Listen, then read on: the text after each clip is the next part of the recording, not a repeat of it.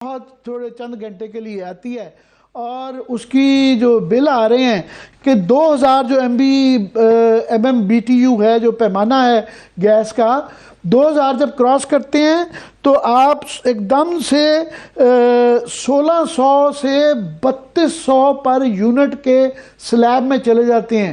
یعنی کہ middle class کا آدمی جو کہ اگر گیس کے چولہے کے ساتھ ایک گیزر چلا رہا ہے تو اس کا منیمم 25 سے لے کے 40,000 تک، صرف یہ اب ہیٹر کی بات تو دور کی بات ہے، تو اس کا 25 سے 40,000 بل آ رہا ہے. رکو ذرا صبر کرو. وزیر اعظم $70 بلین کے ایم او یو سائن کرنے کے دورے پر یو اے ای پہنچ چکے ہیں. یہ انویسٹمنٹ پاکستان آنا اس لیے بھی ضروری ہے کہ آئی ایم ایف سے مزید بڑا پیکج لیا جا سکے. سمجھ رہے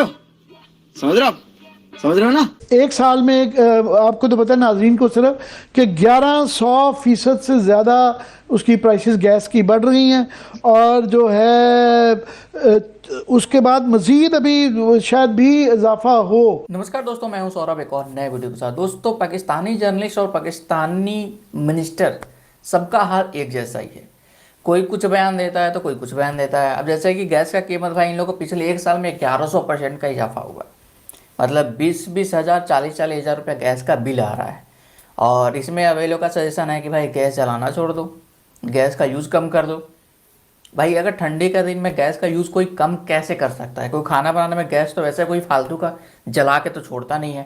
بجلی تو ہے نہیں کہ بھائی بلب جلا کے چھوڑ دیا. تو بھائی گیس کا یوز کوئی کیسے کم کر سکتا ہے؟ اب چائے پتی کا ریٹ بڑھتا ہے تو بھائی چائے پینا بند کر دو.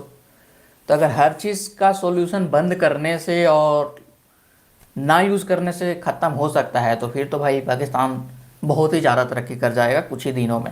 اور ویسے بھی بھائی پاکستان کے کیئر ٹیکر پرائم منسٹر جن کا کہ 3 مہینہ 90 دن کے لیے آئے تھے، ویسے 3 مہینہ ان کا کب کا پورا ہو چکا ہے. اور اب لاسٹ میں بچا کچا جو بھی ہے دن اپنے گھومنے پھرنے میں نکال رہے ہیں. تو گئے ہوئے یو اے ای کہ وہاں سے کچھ پیسے مل جائے. تو کیا ہوتا ہے دیکھیے، اور جو بھی ہوگا اپڈیٹ آپ کو ملے گا. تو آئی ہوپ آپ کو ویڈیو پسند آئے. اگر ویڈیو پسند آئے تو ضرور سے ویڈیو کو لائک کیجیے گا، چینل پہ نئے چینل کو سبسکرائب کر لیجیے گا، بیل آئکن پریس کرنا نہ بھولیں تاکہ ہر آنے والی لیٹسٹ ویڈیو کا نوٹیفیکیشن آپ کو مل سکے. اور اپنا رائے کمنٹ باکس میں ضرور دیں. تو چلیے دیر نہ کرتے، سب سے پہلے اس ویڈیو کو اسٹارٹ کرتے ہیں، پھر ملتے ہیں ویڈیو کے اینڈ میں. عام آدمی کو جو گھوم پھر کے سب سے چیز جو ہرٹ کرتی ہے وہ مہنگائی کرتی ہے، جو کہ پاکستان کی تاریخ میں سب سے زیادہ ہو گئی ہے. کہ مجموعی شرح جو ہے نا اس کی 41.90% ہو گئی ہے، جو کہ خوفناک ہے. اور خاص طور پہ جو ایس پی آئی ہے، سستی پرائس انڈیکس، جو کہ روزمرہ کی آئٹمز ہیں، جو کہ اسینشل آئٹمز ہیں، اس میں خوفناک مہنگائی ہے. اگر آپ یہ 4 چیزوں کا استعمال ختم کر دیں، آپ گیس کا استعمال ختم کر دیں، آپ آٹا چاول اور چائے، تو آپ کے اوپر مہنگائی کا کوئی اثر نہیں ہو.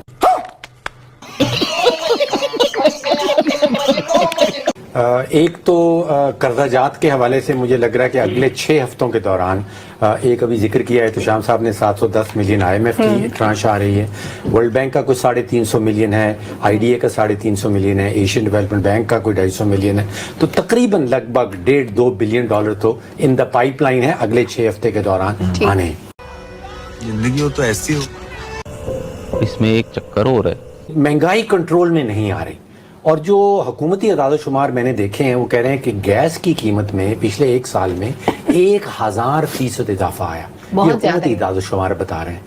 اسی طرح آٹے میں کوئی 88% ہے، چاول 77% چائے 53%.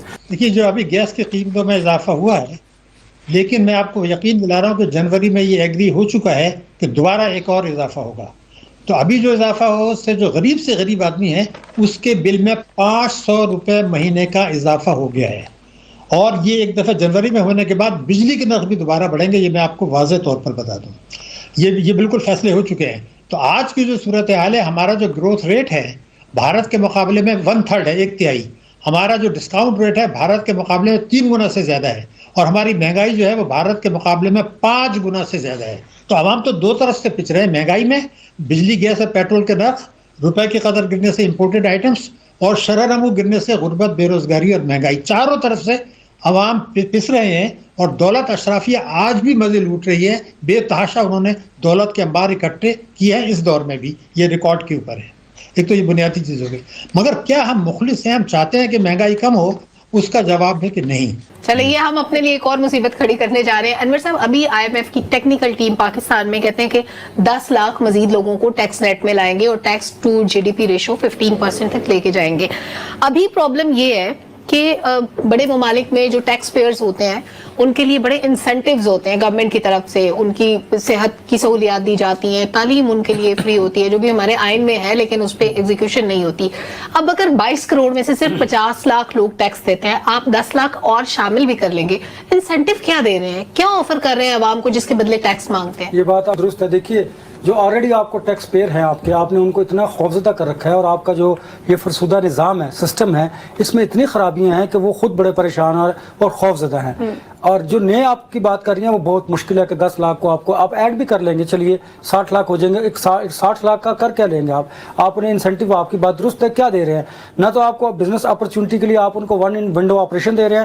آپ کے ہاں جب کوئی انویسٹمنٹ لے کے آتا ہے بیرونی یا اندرونی, جی میں وہی کہنے لگا تھا, آپ ان کو اتنا تنگ کر دیتے ہیں, یا تو وہ اپنی انویسٹمنٹ لے کے واپس چلا جاتا ہے یا پھر وہ پاکستان میں انویسٹمنٹ کرنا چاہتا ہی نہیں ہے. اس کی ریزن کیا ہے کہ آپ کا جو نظام ہے, آپ کے جو سرکاری ادارے ہیں, جو ریڈ ٹیپزم ہے, اتنا تنگ کرتے ہیں لوگوں کو, اتنا تنگ کرتے ہیں کہ اس کی وجہ سے پاکستان میں سرمایہ کاری مشکل ہے. یہ ہم نے جان بوجھ کے کی ہے عوام کو کچلنے کے لیے, عوام کو الجھانے کے لیے, تاکہ وہ اپنے حقوق کے لیے جدوجہد نہ کر سکیں.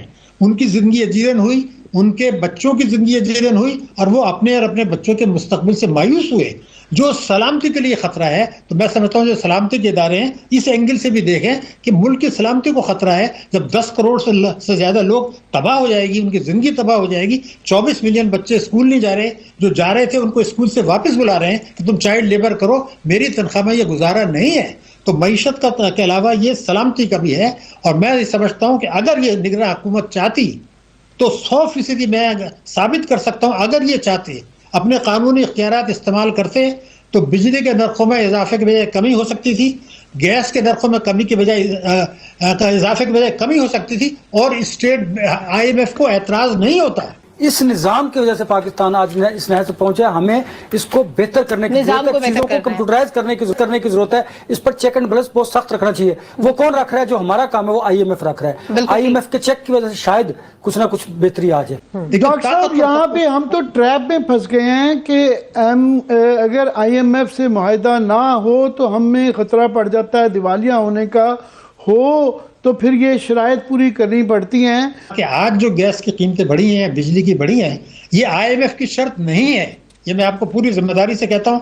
اگر گورنمنٹ اس کو چیلنج کرتی ہے تو آپ کے پروگرام میں آ جائے, میں ڈاکومنٹ سے پروو کروں گا. یہ آئی ایم ایف کی شرط نہیں ہے, یہ ہم نے خود کیا ہے. لیکن یہ 2017 میں نے یہ لکھا تھا کہ اسٹیٹ بینک اور حکومت غلط دعوے کر رہی ہے. معیشت کو انہوں نے, آئی ایم ایف نے ہمارے 14 غلطیوں کو معاف کیا تھا اس وقت امریکہ کی وجہ سے. آج ہمارے وعدے پورے کرنے کے باوجود ہمیں نچا رہے ہیں. بھائی پاکستان سے تو ایسے پوزیٹیو خبریں آ رہی ہے کہ اب لگ رہا ہے کہ بھائی پاکستان کچھ دنوں میں بہت جلد ہی ٹاپ 10 اکنامی میں شامل ہو ہی جائے گا, کیونکہ جی ڈی پی گروتھ جس حساب سے بھائی پاکستان کی خبریں آ رہی